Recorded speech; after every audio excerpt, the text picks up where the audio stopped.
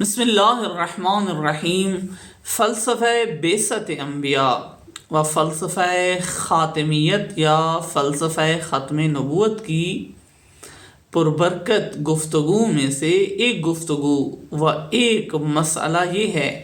کہ اللہ تعالیٰ نے انبیاء کو کیوں مبعوث کیا، اللہ تعالیٰ نے انبیاء کو کیوں بھیجا۔ قرآن کریم کی آیات کی صراحت کے مطابق کان الناس امۃ واحدہ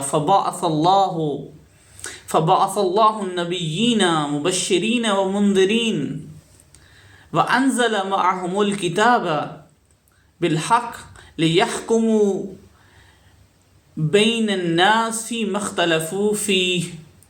خداوند تبارک و تعالیٰ نے کیوں بھیجا انبیاء کو؟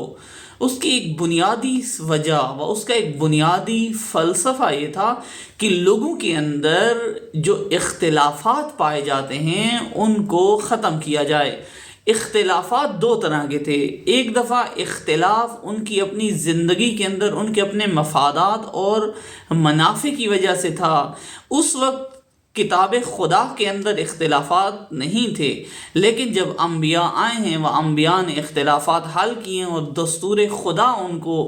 عطا کیا ہے، و خداوند متعال نے کتاب کو نازل فرمایا ان کے اندر حق کے ساتھ، تو خود دوسرا اختلاف کا موضوع ان امتوں کے اندر، ان لوگوں کے اندر خود یہ کتاب بن گئی اور اس کتاب کو انہوں نے مورد اختلاف قرار دیا۔ اور پہلا اختلاف ایک قسم کا اختلاف تھا، دوسرا اختلاف اہل مذہب اہل دین کے اندر ایجاد ہوا اور اس کتاب کی تبیین و تفسیر کے اندر اختلاف کرنے لگے۔ تو خداوند تبارک و تعالی نے جو کتاب نازل کی تھی لوگوں کی ہدایت کے لیے، اسی کتاب ہدایت کے اندر ہی اختلاف کر بیٹھے۔ تو خداوند متعال نے فلسفہ بعثت انبیاء میں دو نقطے ذکر کیے ہیں، اختلافات کا حل۔ ایک اختلاف قبلی اختلاف ہے، ایک اختلاف کتاب کے آنے کے بعد کا اختلاف ہے، اور دوسرے اختلاف کو بھی اللہ تعالیٰ نے انبیاء ہی کی ذمہ داری قرار دی تھی کہ وہ اس اختلاف کو بھی حل کریں۔ اب آ جاتے ہیں رسول اکرم اسلام صلی اللہ علیہ وآلہ وسلم کے بعد۔ رسول اللہ صلی اللہ علیہ وآلہ وسلم کی ختم نبوت کے بعد اب امت کے اندر پیش آنے والے اختلافات کا مرجع کون ہوگا؟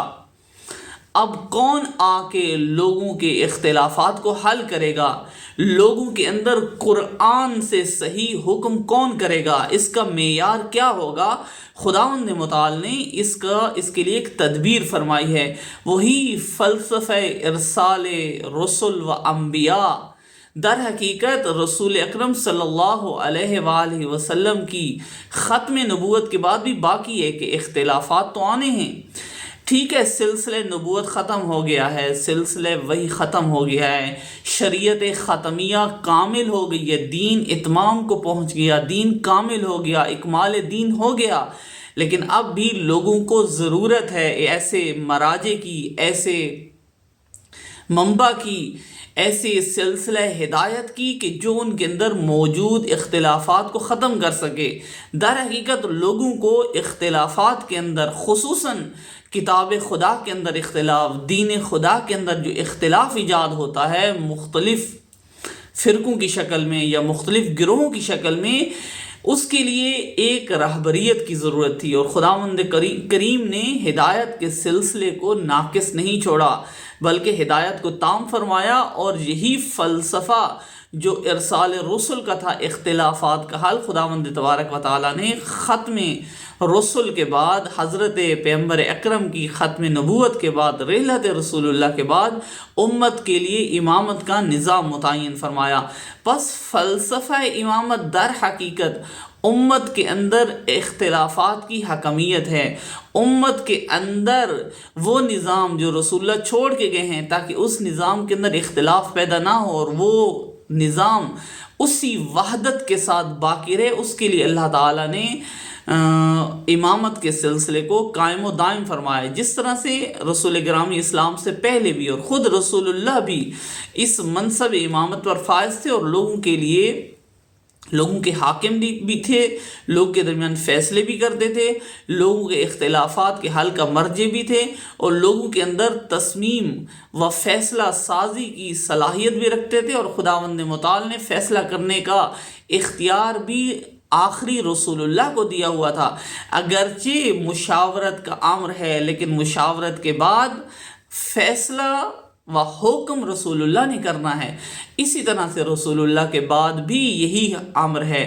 کہ اگرچہ امت کو مشاورت کا حق حاصل ہے، مشورہ دے سکتے ہیں، لیکن ایک مرجع و ایک امام ہونا چاہیے، جس امام نے فیصلہ کرنا ہے، جو امام امت کے لیے نظام اسلامی کے قیام و نظام اسلامی کی بقا کے مسائل میں اسی طرح سے امت کے اختلافات کی صورت میں فیصلہ کرے گا اور اس کا حکم ماننا لازم ہے، وہ اس کی اطاعت لازم ہے۔ وَأُولِي الْأَمْرِ مِنْكُمْ کی تعبیر اسی لیے ہے حقیقتاً، اور وہ اولی الامر ایسا نہ ہو جو خود بہت ساری مشکلات کا شکار ہو، بلکہ وہ خود ایسا ہو جو اللہ تعالیٰ کی جانب سے معین ہو، اللہ تعالیٰ کی جانب سے اعلان شدہ ہو، جیسا کہ رسول گرامی اسلام نے حجت الوداع کے موقع پر یہ کام کیا۔ من کنت مولا فہذا علی مولا، اور کسی کو کیوں نہیں متعارف کروایا؟ اگر ایسا ہوتا تو کسی اور کا نام لے لیتے، کسی اور کو متعارف فرما دیتے۔ متعارف کروانے کا مطلب ہی یہ تھا کہ ان سے بیعت لی جائے، اور بیعت لی رسول اللہ نے۔ کیوں؟ چونکہ نظام مصطفیٰ، نظام اسلامی کو ضرورت تھی، و نظام اسلامی میں متعین تھا یہ مسئلہ کہ کس طرح سے خداوند تبارک و تعالیٰ نے اس نظام کو آگے بڑھانا ہے، اور رسول اللہ نے لوگوں کو تنبیہ بھی کی، لوگوں کو ہوشدار بھی دی، لوگوں کو خطرے سے آگاہ بھی کیا کہ کہیں میرے بعد پھر وہی حالت اختیار نہیں کرنی جو پہلے تھی مجھ سے۔ در حقیقت فلسفہ امامت و فلسفہ راہبری ہمیشہ کے لیے ہے، اور خداوند تبارک و تعالی نے اختلافات کے حل کا مرجع نظام امامت کو رکھا ہے، اور نظام امامت کی طرف آنا در حقیقت وہی نبوت کے اہداف کو پورا کرنا ہے۔ شریعت ختمیہ پیغمبر اکرم صلی اللہ علیہ وآلہ وسلم کی ختم نبوت کے بعد، شریعت پیغمبر کے تمام ہونے کے بعد، کامل ہونے کے بعد، اب کوئی نبی نہیں آئے گا، اب کوئی نیا دین نہیں آئے گا، اب کوئی نئی وحی نہیں آئے گی، لیکن جو وحی موجود ہے اس وحی کو صحیح تفسیر و تبیین کے علاوہ در حقیقت امت کے اندر ایک شاخص کی ضرورت ہے، معیار کی ضرورت ہے، جو امت کے اندر ایک معیار کے طور پہ چلے اور امت اس کی اطاعت کرے۔ نظام اسلامی اس کے محور میں قائم ہو، نظام اسلامی، حکومت اسلامی، حاکمیت اسلامی اس کے محور میں قائم ہو، تاکہ امت اس حاکمیت کے محور میں بہت سارے مسائل کا راہ حل پیش کر سکے، اور یہ امت جا کر خیر امت بنے اور تمام بشریت کو ہدایت کی طرف لے کے آ سکے۔ یہ بنیادی فلسفہ ہے در حقیقت خداوند متعال کی جانب سے ارسال رسول کا، اور خداوند متعال کا یہی فرمان ہے متعدد آیات کے اندر کہ خداوند متعال نے کیوں رسول بھیجا ہے، کیوں ہدایت بھیجی۔ هو الذی ارسل رسولہ بالہدی ودین الحق لیظہرہ علی الدین کلہ۔ فلسفہ نبوت یہ ہے، فلسفہ بعثت یہ ہے۔ تو رسول اللہ صلی اللہ علیہ وآلہ وسلم تو لوگوں کے درمیان سے چلے گئے، اس کے بعد بھی اب یہ فلسفہ نبوت، فلسفہ ختم نبوت، فلسفہ ارسال رسول ابھی بھی پورا ہونا باقی ہے۔ وہ کیسے پورا ہوگا؟ وہ نظام امامت کی شکل میں، یعنی نظام امامت وہ نظام ہے جو تسلسل ہے در حقیقت ان اغراض و مقاصد کے حصول کا جو خداوند تبارک و تعالی نے انبیاء کے ذمے لگائے، اور پھر یہی اغراض و مقاصد رسول اللہ نے ان کو حاصل کیا، اور جو جتنا حاصل کیا کر سکے اپنی زندگی میں کیا۔ اس کے بعد انبیاء علیہم السلام کا سلسلہ ختم ہو گیا، لیکن اب بھی امت کو ہدایت کی ضرورت تھی۔ امت کی ہدایت کا سلسلہ یہ اہل بیت نبوت علیہم السلام کے ذریعے سے معرفی ہوا، اور یہ سلسلہ آج تک جاری ہے۔ اور نظام امامت ایک ایسا پربرکت سلسلہ ہے، اگر امت اس کے محور میں جمع ہو جاتی اس وقت تو بھی ان کے لیے مشکلات کم ہوتی ہیں، اور وہ فجائع، وہ وقائع اور وہ مصیبتیں جو امت پر نازل ہوئی ہیں وہ شاید اس طرح سے فجیع ترین حالات کے اندر واقع نہ ہوتی۔ اگر آج بھی امت اس نظام امامت کی شناخت کر لے و نظام امامت کو جس طرح سے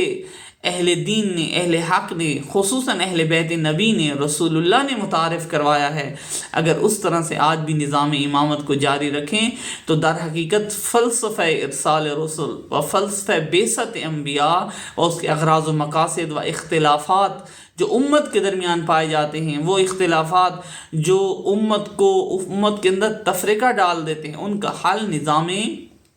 امامت کی اتباع میں پوشیدہ ہے۔ بس اگر نظام امامت کی اتباع آج بھی کی جائے اور آج بھی نظام امامت کی شناخت کی جائے، شناخت کر کے توبہ کر لی جائے پچھلے اس گناہ سے جس کی وجہ سے ہم ایسے نظاموں کے پیچھے لگ گئے جو ہمیں اختلافات میں ڈالتے ہیں اور ہم امام برحق سے دور ہو جاتے ہیں و ہم نظام الہی سے عملاً دور ہو جاتے ہیں، تو خداوند تبارک و تعالیٰ اس امت کو وحدت اسلامی کے اندر پرو دے گا۔ وحدت اسلامی کا واحد راہ حل امامت و حاکمیت واحدہ ہے، اور وہ امامت و حاکمیت واحدہ جو حق ہو نہ باطل، وہ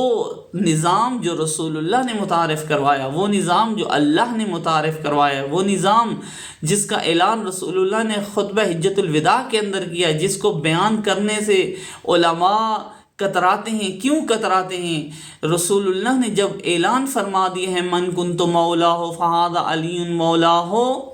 تو اس کو بیان کرنے کی ضرورت ہے۔ یہ فریضہ ہے تمام علماء کا، تاکہ سب کو پتہ چلے، لوگوں کو پتہ چلے کہ ہم نے رسول اللہ کے بعد کیا کرنا ہے۔ یہی تو خطبہ حجۃ الوداع کے اندر رسول اللہ نے شرح دی، وضاحت فرمائی، پورے دین کو بیان کیا، اور اس میں محور امامت کو قرار دیا، حاکمیت کو قرار دیا۔ ابدیت خدا کا حصول امامت کے محور میں ہو سکتا ہے، امامت کے بغیر ابدیت کا حصول ممکن نہیں ہے، چونکہ اطیعوا اللہ و اطیعوا الرسول و اولی الامر منکم کی آیت صراحت سے کہتی ہے۔ اولی الامر منکم کون ہیں؟ وہ ہیں جنہیں رسول اللہ نے متعارف کروایا ہے، جنہیں خدا نے متعارف کروایا، اور یہ سلسلہ انبیاء کے ذریعے سے جاری رہا، اور پھر انبیاء کے بعد اللہ تعالیٰ نے یہ سلسلہ خاندان اہل نبوت کے اندر ان اہل افراد کو سونپا۔ نبوت ختم ہو گئی، نبوت کامل ہو گئی، دین تمام ہو گیا، لیکن لوگوں کی ہدایت کا سلسلہ جاری تھا، لوگوں کے اندر اختلافات جاری تھے، اور لوگوں کے اندر ہدایت کے لیے ایک محور کی ضرورت باقی تھی، اور خدا نے متعارف کروایا۔ اور اگر اہل اسلام کو یہ توفیق نصیب ہو جائے، اور خصوصاً علماء حقہ کو کسی بھی مذہب و کسی بھی فرقے سے تعلق رکھتے ہوں، ظاہری طور پہ اگر وہ علماء اسلام ہیں، تو اسلام کے فلسفہ دین کو سمجھتے ہوئے اس نقطے کی طرف آنے کی ضرورت ہے۔ آج وحدت اسلامی کی سب سے زیادہ ضرورت ہے، تو ہمیں اس نقطے کی طرف آنا ہوگا کہ ہمیں اختلافات کا مرجع وہ نظام امامت ہے، وہ امام برحق ہے۔ ہر زمانے میں خداوند متعال نے امام متعین کیا ہے۔ کبھی امام نبی کے ہوتے ہوئے حضرت طالوت کو بنایا، اور حضرت طالوت ظاہراً نبی نہیں تھے، لیکن خداوند متعال نے انہیں حاکم بنایا، انہیں در حقیقت وہ شاخص و معیار بنایا جس کے تحت لوگوں نے ان کی اطاعت کرنی تھی، اور قرآن کریم میں اس کا تفصیلی واقعہ ذکر ہے۔ اور اسی طرح سے رسول اللہ کے بعد بھی، صلی اللہ علیہ وآلہ وسلم کے بعد بھی اللہ تعالیٰ نے یہ سلسلہ متعارف کروایا ہے، پربرکت سلسلہ ائمہ ہدیٰ کا، حضرت علی علیہ السلام و آل علی علیہ السلام، حضرت رسول گرامی صلی اللہ علیہ وآلہ وسلم کا